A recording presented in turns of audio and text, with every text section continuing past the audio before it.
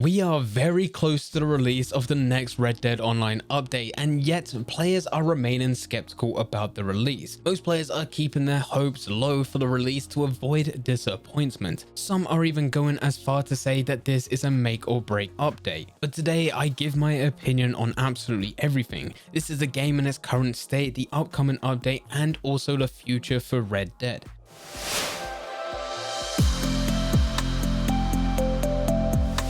Before I do get into the video, if you want to see the latest Red Dead Online news or the latest tips and tutorials, then make sure you hit that subscribe button and that notification bell. We currently upload anywhere between 1 to 2 times per week, but when that new update does arrive, this should go for daily. Likewise, if you also want to see a bit more content from me on other channels, there is a second YouTube channel where we do play the latest games, and it's more about having fun rather than revealing the latest news and tutorials. If you do want to see that, there is a link to that channel in the description down below. Getting back into the video, I expect this video to get quite a bit of hate because of the opinion I have. I understand it makes me sound like a Rockstar fanboy, but I'm actually more interested in the game design and the marketing behind it. And as this is an opinion piece, feel free to leave your opinions in the comment section down below, whether it's the current state of the game, your feelings for the future, or what Rockstar need to do to keep things going. Because at the end of the day, this is only just one man's opinion and I do not represent the whole community. So from my tone already, you could probably tell that my opinions on Red Dead are fairly positive. I'm not saying that it's an absolutely perfect game, as we will cover some main issues within this video, but on the whole, I'm feeling fairly positive for this next update, and it comes down to a couple different reasons. The first reason is that normally summer updates is the largest of the 2 updates that we get per year. Rockstar have now shown a pattern which they're keen to keep, which is 2 Red Dead Online updates and 2 GTA Online updates. 1 update during the summer and 1 update for each during Christmas. Typically, GTA Online has a slightly smaller update in the summer compared to what it has at Christmas time, whereas Red Dead is the complete opposite. And we can actually look back at some of the previous updates that we've had. In 2019, the summer update was the Frontier Pursuits update. This brought the Bounty Hunter, the Collector, and the Trader. Whereas the following update, which was at Christmas, brought the Moonshine update, and this only included the one role, being the Moonshiner. Whereas fast forwarding to 2020, the summer update here brought us what is to date the biggest update we've ever had, and this is the Naturalist update. This brought us the Naturalist role alongside loads of legendary animals, the Trapper, new types of collector sets, and a lot more, including Outlaw passes and the Halloween pass. Whereas at Christmas, we did only get a Bounty Hunter enhancement, which didn't actually bring any new gameplay, it was just an addition to what was already the Bounty Hunter. So already for 2021, we do know that robberies are coming. It does paint the summer update in a positive limelight, as it should be a lot bigger compared to what we had previously for the previous Christmas update and what we're expecting for later this year, which would also be the 2021 Christmas update. So when I do read through your guys' comments, and I do read through a lot of them despite not being able to reply to every single one, I see a lot of these types of messages that say it's just stranger missions that's going to be added for the summer update. Well, data suggests that even if it was that, there's going to be a lot more on the side, and if it's not that, then it means the robberies are not going to be stranger missions, that they're going to be a lot bigger. I understand that players look back to last year with the Naturalist update and it wasn't what they expected for a Wild West game, but there's no denying it was the biggest update we've ever had. And I know a lot of people would be quick to say this because I've already had discussions about this with many of you guys in the comment section, but you'll be quick to say that the Frontier Pursuits update was bigger, but it simply wasn't. The Frontier Pursuits update had 3 roles: the Collector, Bounty Hunter, Trader. Each role had 20 ranks, with there also being weekly content as legendary bounties for 10 weeks. And of course, there was also the Outlaw Pass. This update was released on the 10th of September 2019 and ended on the 25th of November, whereas the Naturalist had 1 role, being the Naturalist, but has been by far the deepest role to date, which unlocks the Naturalist but also unlocks the Trapper. You also get an addition of 42 legendary animals, which some of them are parts of main missions, very much in the same style as legendary bounties, whereas the others were pushed to free roam, and this was done on a weekly basis. This also crossed over to original content because legendary animals linked into the Trader, which changed how we played through that role. We also got new collection sets, being fossils, course there was an Outlaw Pass, but we also got an additional Halloween Pass. And this update was released on the 28th of July, but lasted all the way to the 30th of November until there was no more active content in the game. It lasted a lot longer, and during this period we had far better weekly updates. And this also indicates that even though on a year-by-year basis this game gets a lot of hate, it's also improving with the amount of content that's there. And we will talk about this a bit more in depth a bit later. But for now we move on to the next point. And this is that typically the releases for updates are good, it's just the replayability that lacks. Ever since the first major DLC, which actually brought new content to the game, the initial release of updates have gone down very well with the exception of the Bounty Hunter update.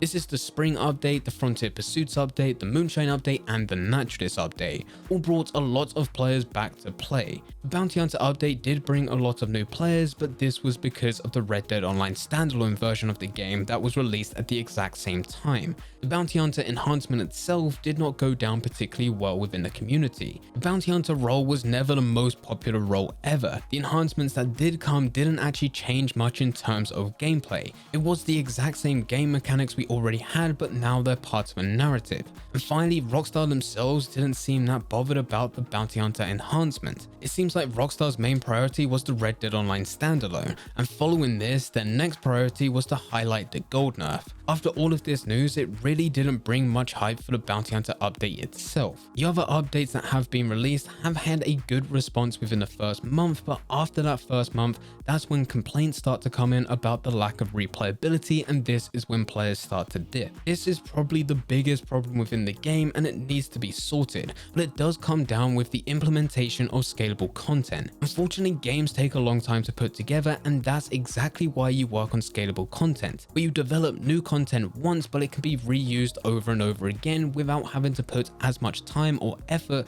compared to what was needed originally. Good examples of this within Red Dead is Outlaw Passes, collector sets, legendary animals, weapon variants, and liveries. If Rockstar was to push a new Outlaw Pass now, it will take a fraction of the time to put together compared to the first ever Outlaw Pass that was added. Now that all the systems are set up, the save game, the deduction of gold from the account, the ranking up process, the unlocking rewards, the menu navigation, all of this took 90% of the time when originally developing this pass. Now that everything is developed, Rockstar just need to add rewards. Most are parcel, ammo pouches, XP, gold, and money bonuses. All of this can be done in code by changing integers. Anything art related such as new outfits, new types of weapon variants, new types of items of clothing, this will take slightly more time, but still next to no time in comparison to what was originally needed. And now that this type of content can be organized and completed very quickly, it gives more time for Rockstar employees to work on new types of content, being new roles, new robberies, or even new types of scalable content to benefit from in the future. This just becomes a snowball effect where there's more and more content each year. And there's actually a very easy way just to look back in the past and see that we are currently within the snowball effect. And this is just by asking one simple question. Have we had more content this year compared to the previous years? And the answer is yes. This year, especially with Outlaw Passes, we're en route to have 4 Outlaw Passes. This is the one that we've already had, which was Outlaw Pass 5, Outlaw Pass 6 with the upcoming update, the Halloween Pass, and also Outlaw Pass 7 at Christmas. Last year, we only had 3 Outlaw Passes, and the year before, we only had 2. Unfortunately, Outlaw Passes by themselves don't keep players engaged throughout the whole year. They are very easy to complete, but once you start layering up this scalable content, it just gets better and better. And this is why last year with the Naturalist update, it did cross over multiple roles, because the content that was there was scalable. As soon as you implement the mechanics for the legendary animals, it's now the exact same for every other legendary animal after that. It's just a different model with different animations. And this is why on a year-by-year basis, it gradually starts to become a bit more every single time. And hopefully this should keep players a bit more occupied and actually have their attention a lot longer throughout the game. This is also exactly what GTA went through right at the beginning. The last thing to talk about for this video is it being a make or break update. This is something that gets thrown around every single year, and it just isn't the case. If we were in a make or break situation the first time, then we've either been made or we've already been broken, but none of that happened. and it's also going to be the exact same thing this time round. Now let's just say that I'm completely wrong, that the next update doesn't last as long as what we've had for the Natchez update or the Frontier Pursuits update,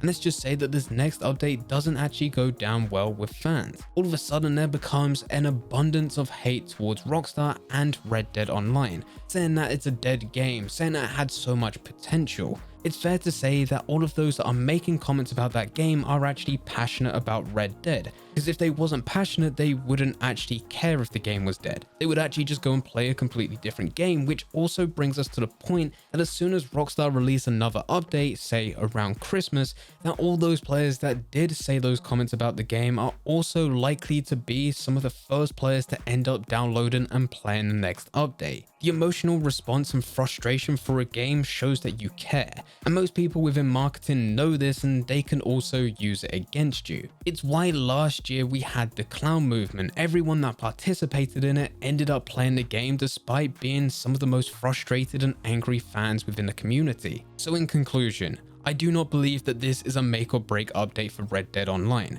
As long as the game is stable, as long as Rockstar continuously is making money from it, they will continue to keep on pushing updates to it because it is a money making machine. Me personally, I've always enjoyed the game, so it's likely that I'm going to enjoy the next update. And if you do enjoy it right at the beginning, because statistically you're likely to enjoy it in the first month of it being released, but it's also likely that it's going to have a lack of replayability, that's not a problem, because you can just find and play a completely different game as soon as you get bored, as you're not making videos or you haven't got any other motives to play. And if you are one of those players that just can't stand what gets released and you hate on it every single day, you're also likely to be one of the first to download the new update and play through it once we get round to Christmas. And finally, for those that do play the update, can't stand it, and then just leave without actually complaining or actually saying anything on social media or giving any suggestions in any type of Red Dead YouTube videos, likely that you'll be a player that never comes back. And that would actually be the hardest thing for Red Dead Online. If after the new update does release, we hear absolutely nothing from anyone in the community, that's the day in which Red Dead dies.